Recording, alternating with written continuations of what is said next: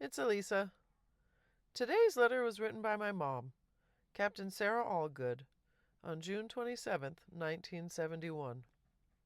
And if you've ever wondered how far love can stretch, across oceans, through war zones, through pregnancies, loneliness, and total sexual frustration, this letter will answer that.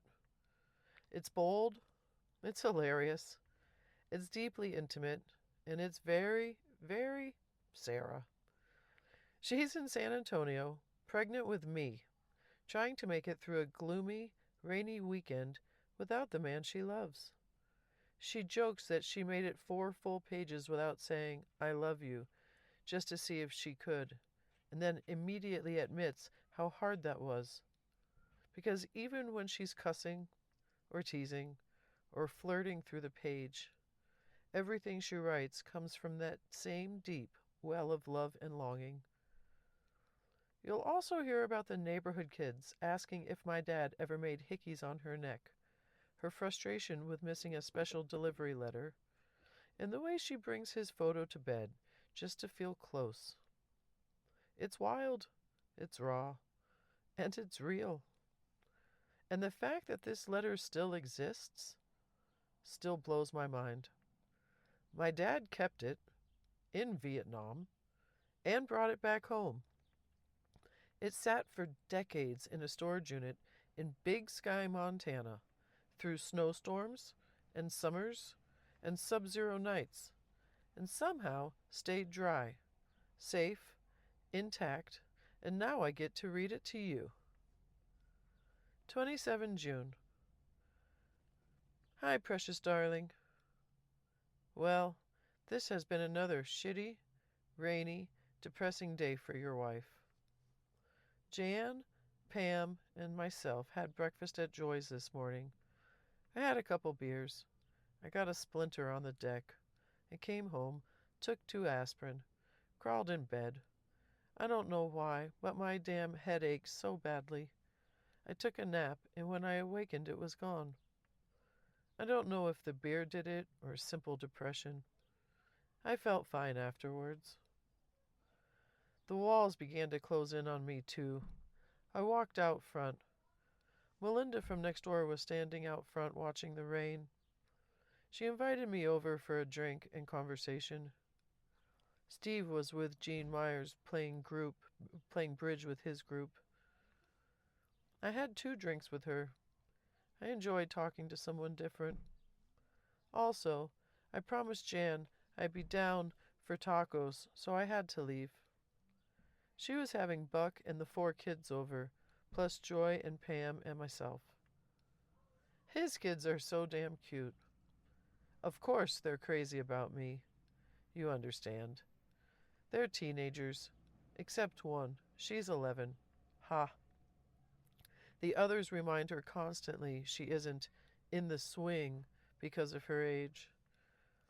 You should hear the questions they constantly ask me about you. Are you taller than me? Do you have brown eyes? What color hair? Did he ever make hickeys on your neck? They ask me crazy, funny things. You'll have to meet them when you come home.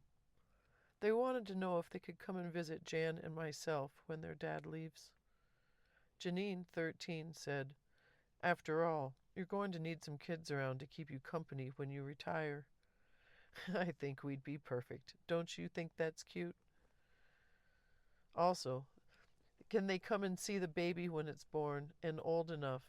You know, those kinds of things. What I did this afternoon when my head was hurting. I brought your picture to bed. I hugged, kissed, and closed my eyes to think about us before you left. I love you so much. I made 4 pages without I love or love. That was just a test. Don't worry. I wanted to see if I could. God, it was difficult.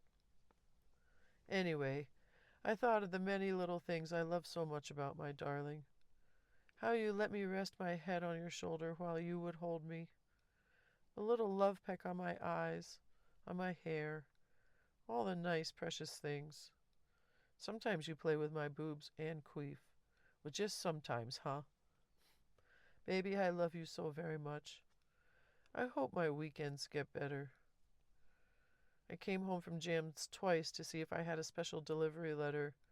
I was disappointed, of course, because I hadn't got one Friday or Saturday. I understand. Don't feel bad, okay? I shouldn't become so dependent on such a special thing.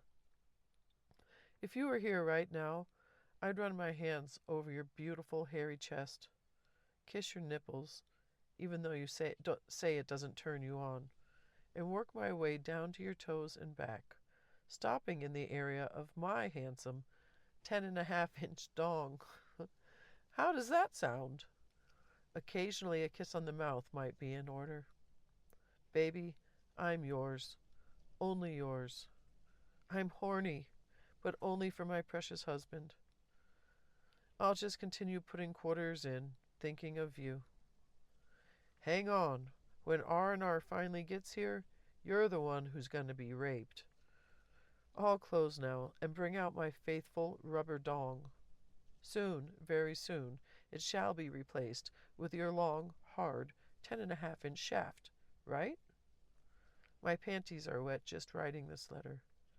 I hope it gets at least a rise out of my dong. Let me know. Okay, Daddy? If you were here, I bet you'd get your wife some wah-wah, just like you would even before I was pregnant. I be loving you, forever and always. Your wife and baby-to-be, Sarah. Well, if you're still here, thank you.